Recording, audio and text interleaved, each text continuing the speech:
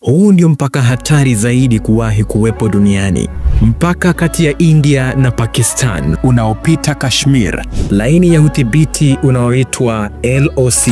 Huu si mpaka wa kawaida, ni mstari wa tahadhari, hofu na damu. Baada ya shambulio la karibuni huko Pahalgam, hali imetokota tena.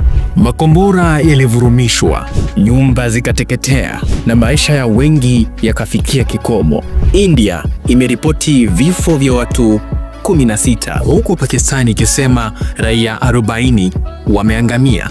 Idadi kamili ya watu waliokufa bado haijulikani, lakini huzuni ni halisi pande zote. Mpaka huu uliwekwa rasmi baada ya vita vya mwaka wa 1947 na ukathibitishwa chini ya mkataba wa Simla mwaka wa 1972.